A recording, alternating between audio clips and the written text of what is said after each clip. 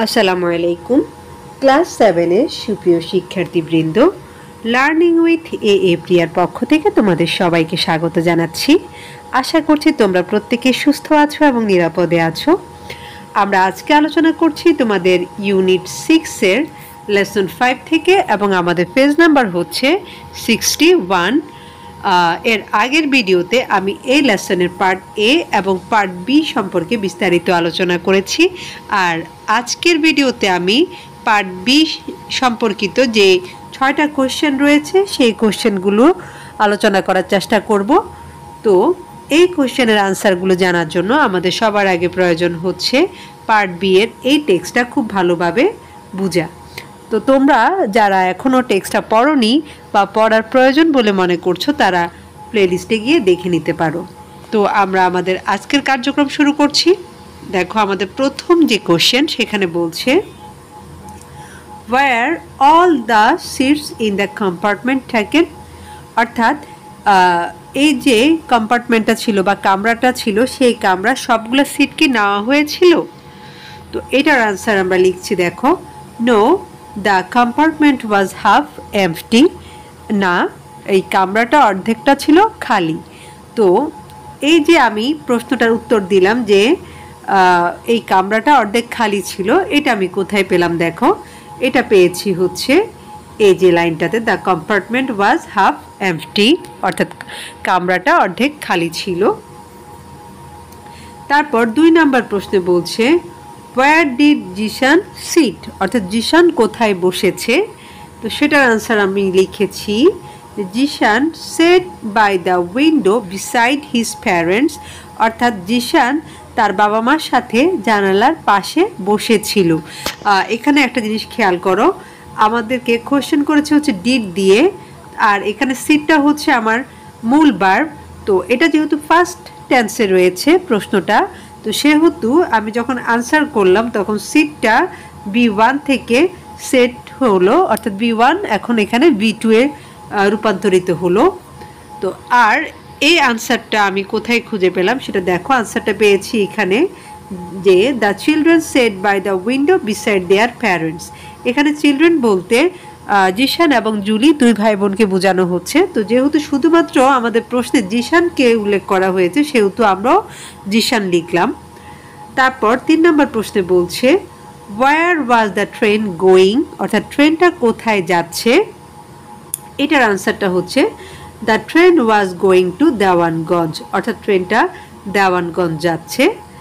এবং এই প্রশ্নটার উত্তর আমরা পাবো হচ্ছে এই লাইনটাতে যে it was the Dewanganj bound Teesta Express, অর্থাৎ এটা ছিল দেওয়ানগঞ্জমুখী তিস্তা এক্সপ্রেস, তার মানে ট্রেনটা দেওয়ানগঞ্জ যাচ্ছিল। তারপর 4 নম্বর যে প্রশ্ন সেখানে বলছে did the train leave Kamalapur station late or on time, অর্থাৎ ট্রেনটা কি কমলাপুর স্টেশনটা ঠিক সময়ে ত্যাগ করলো নাকি দেরি করে ত্যাগ করলো? তো সেটার আনসার লিখেছি হচ্ছে the train left Kamalapur station late, অর্থাৎ ট্রেনটা কমলাপুর স্টেশন লেট করে বা দেরি করে ত্যাগ করলো। আবার আমি ব্রেকেটে লিখেছি departure time was 7:30 AM but it left at 8 o'clock, অর্থাৎ প্রস্থানের সময় ছিল 7:30, কিন্তু এটা স্টেশন ত্যাগ করেছে হচ্ছে 8টা বাজে। তো এখানে এই যে আমি ব্রেকেটে যে অংশটা দিয়েছি এটা হচ্ছে একটা বাড়তি অংশ, তোমরা চাইলে দিতে পারো, আবার না দিলেও কোনো সমস্যা নেই। শুধুমাত্র এই যে the train left Kamalapur station late এতটুকু লিখলেই কিন্তু তোমার আনসারটা হয়ে যাবে। তো যারা আরেকটু সুন্দরভাবে দেওয়ার চেষ্টা করবা তারা পরের অংশটুকু দিতে পারো। দেখো, আমরা এটার আনসারটা পেয়েছি এখানে যে Zeeshan saw that the departure time on the big timetable station was 7:30 AM but the train left at 8 o'clock, অর্থাৎ জিশান স্টেশনের বড় যে সময়সূচি ছিল সেখানে দেখলো যে ট্রেনটার প্রস্থানের সময় হচ্ছে সকাল 7:30 বা 7:30, কিন্তু ট্রেনটা স্টেশন ত্যাগ করলো হচ্ছে সকাল 8টা বাজে। তো এখান থেকে তোমরা তোমাদের আনসারটা নিতে পারো। তারপর 5 নম্বর প্রশ্নে বলছে where did Julie get the poem from, অর্থাৎ জুলি কোথায় থেকে কবিতাটা পেয়েছে। তো সেটার আনসার হচ্ছে Julie downloaded the poem and printed out a copy, অর্থাৎ জুলি এই কবিতাটা ডাউনলোড করেছে এবং এটার একটা কপি হচ্ছে সে ছাপিয়ে নিয়েছে বা প্রিন্ট করে নিয়েছে।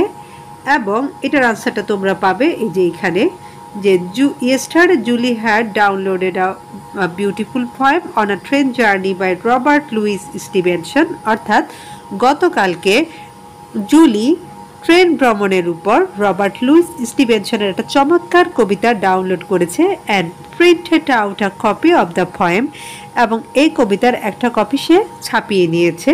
তো এখান থেকে তোমরা আনসারটা নিতে পারো। এখন আমরা চলে এসেছি আমাদের সর্বশেষ প্রশ্নে, এবং সেখানে বলছে what was Julie doing from her seat, অর্থাৎ জুলি তার সিটে বসে কি করছে। এখানে আমরা বলছি যে Julie was reading the poem from her seat, অর্থাৎ জুলি সিটে বসে কবিতা আবৃত্তি করছিল। তো এই জিনিসটাও আমরা পেয়েছি ঠিক এইখানে, যে she took out the poem and began to read, অর্থাৎ সে কবিতাটা বের করলো এবং সেটা পড়তে শুরু করলো। তো কবিতা আমরা নর্মালি পড়ি না, আমরা কবিতার ক্ষেত্রে পড়া না বলে আবৃত্তি কথাটা বললে সেটা অধিকতর সুন্দর মনে হয়। তো এইভাবে করে তোমরা প্রথমে এই টেক্সটটা ভালো করে পড়ে তারপর প্রশ্নগুলোর উত্তর দিবে। তো আজকের ভিডিওটা আমি এখানে শেষ করব। ভিডিওটা তোমাদের কেমন লেগেছে সেটা অবশ্যই কমেন্টে জানাবে, এবং এই সম্পর্কিত অন্য কোনো তথ্য যদি জানতে চাও সেটাও কমেন্টে লিখতে পারো। আমি তোমাদের কমেন্টের অপেক্ষায় থাকছি। ইনশাআল্লাহ পরবর্তী টপিক নিয়ে খুব শীঘ্রই হাজির হচ্ছি।